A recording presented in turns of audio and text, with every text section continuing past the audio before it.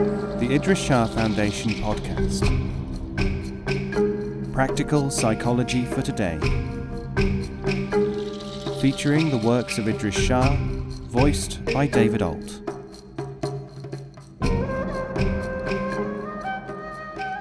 Welcome to the Idries Shah Foundation podcast. In this edition of the podcast, we will hear selections from A Perfumed Scorpion by Idries Shah. This audio has been made available by the Idries Shah Foundation. 5. The Teaching Story, Part 2. Until very recently, as you will see if you have read books on human cultures and have any acquaintance with existing groups, including religious and psychological ones, human institutions have tended to be what can only be called restrictive. That is to say, although they want to increase information and to develop capacities, they leave great areas unstudied. There is a disposition to assume that certain attitudes must not be taken up in their particular system, otherwise such attitudes might threaten the stability or even the very life of the sacrosanct institution. If you are a lawyer, you will tend to have a legalistic mind. If you have decided that certain things are for the greater social good, you will place an interdict upon working with things which appear to you at the time, at some imagined point in time, to militate against that good. The unenlightened search of the social good tends to be restrictive. The result of this narrowing of the thinking is to make the person involved in it less effective, more mechanical, more prone to look for systems. In the West, in spite of its tradition of restless exploration, we find so much folklore connected with the belief that everything is in fact examined, that it can be difficult to explain that there are things which the West does not think about. Again and again we see that people trained within Western dogmas of all kinds try, when we get deeply into things, to relate everything which is being put forward in terms of a dogma which is already held in their minds. Even in psychology, where things have to be rendered in the frameworks of, say, Freud or Jung, or interpersonalism, the desire for system as understood by dogmatists is accompanied by, or perhaps underlies, a powerful desire to establish, by association or interpretation, similarities with what they already think. This compulsion is partly, I am sure, rooted in a basic desire for order. It is also a symptom of not having shaken off the suffocating attitude of the Middle Ages, where everything had to fit in with a received and uniformist view. This attitude accompanied the last two phases of human panacea thinking, where the neo-medieval systems of the Age of Reason and the Age of Technology were as restrictive and as unfruitful as the religio-scholastic one which they affected to replace. Here is the very sharp distinction between the Sufi attitude and these compulsively pattern-seeking ones. Pattern-seeking. In the pattern-seeking approach, people will look at your materials to see which of their preconception systems they accord with. Hence, say, in Victorian British books on the Sufis, they are often represented as close to English gentlemen or sometimes as ignorant savages. Work done in the Age of Reason emphasizes the Sufis as people of rationality. The people of the Age of Technology, naturally, are greatly pleased to find that Sufis are so modern. Today, this is one of their most frequent remarks about Sufi matters. Now, the effect of all this is that in every age only one or two possible versions of what the Sufis are is revealed, like people feeling the elephant in the dark. The result of all this is, of course, that by the time you have worked through all the possible interpretations of what the Sufi way is, according to your current and local lights, it will have taken you many centuries. Furthermore, when it is established to the satisfaction of the investigator that Sufism is, shall we say, a form of Neoplatonism or of anti-clericalism or of psychology or education, he will heave a great sigh of relief. The last word has been said on the subject, the investigator can go to sleep again. having done his little bit towards making the world more comfortable by putting yet another piece of unexplained material into its duly labelled box. The answer of the people to whom this is said, by the way, is that unless we do as best we can to reinterpret, say, Sufism within the framework of contemporary knowledge, updating when we can, everything would be chaos, and there would be license for people to be as woolly-headed as they liked, and science and civilization would break down. There are only two things wrong with this argument, both of them destroying it. The first is that the Sufis for a very considerable time have been among the most advanced people in being able to display efficiency of thought and action, and all the things that conventional achievers like to think about and pride themselves on. This is because the Sufis can demonstrate that another mode of thinking does not destroy the mechanical, which takes its proper place as a subordinate, not a sovereign one.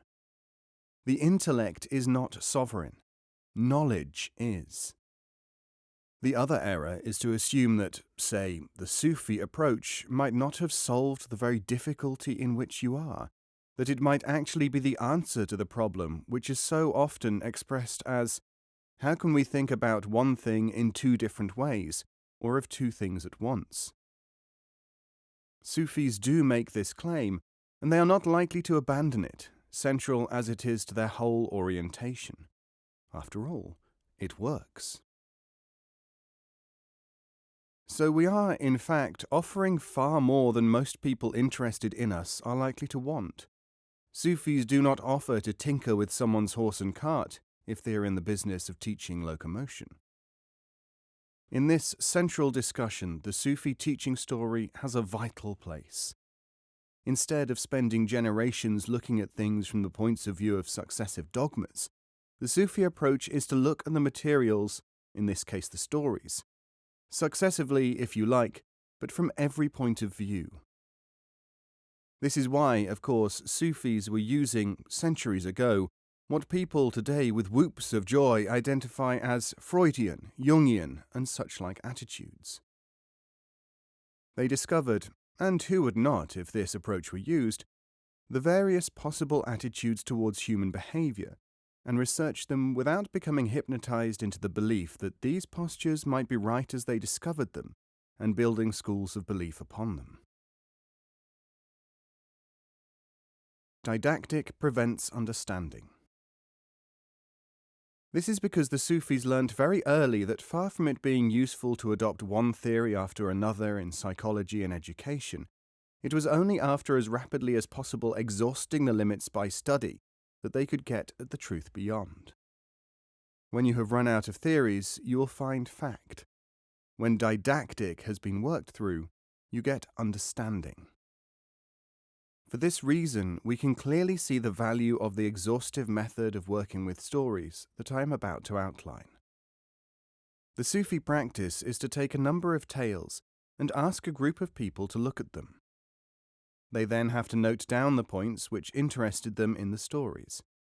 Instead of magnetizing themselves upon those points, they have to set them aside and look at the points that did not catch their attention, and ask themselves why they missed these. What censorship or lack of understanding was operating? People first make their notes separately, then study them in unison, so that everyone taking part is possessed of all the reactions of the others. In this way, a mosaic is built up. People all contribute, one to the other's understanding. Now a Sufi teacher goes through the results and indicates the points which nobody has noticed, which are then fed back into the minds of the group, which is able to add to its individual and collective knowledge the material which it could not provide from among its own members. When this process has been completed, one may expect a dramatic improvement in the understanding capacity of all the people involved. This is what we regard as proper teaching and learning. First you do what you can, then you profit from what others are doing, and they from you. Finally, you get the additional element which was absent from your own knowledge stock, provided by your teacher. You may care to contrast this method with that of, say, theological didactic. Only the other day I visited a religious building where the cleric had so far lost the thread of teaching in any, to me, identifiable form that he was haranguing about 20 old ladies on the need to give up pornography and obscenity in their lives. He was, of course, talking to himself. But what were the qualifications, what was the insight of this teacher at that moment? We have in earlier pages covered no less than 80 points, ranging over the need to prepare, the absence of necessary postures before understanding teaching stories can properly come about, the often very trivial barriers which prevent our making use of this great treasure of knowledge. These 80 statements often overlap, and some are parts of others. The published collections of tales in themselves constitute teaching frames which make it possible to deal with some of the barriers oneself, but the purpose and existence of the instructional role and mandate is central to the whole enterprise. There are limits beyond which the familiarization and feedback system ordinarily employed in study cannot operate without the active assistance of an instructor who is a real, not a self-appointed one. Sufis do not insist on the primacy of the teaching function because they want to, but because they must. It is, indeed, the Sufi's objective to render the teaching function obsolete. But first he, or she, must make available the information and the methods which are not to be found yet, for practical purposes, among the generality of the people who want to learn. The Sufi enterprise, in which the stories can play an essential part, is to operate in areas which have been neglected. This is the Sufi contribution towards the vision of a better world.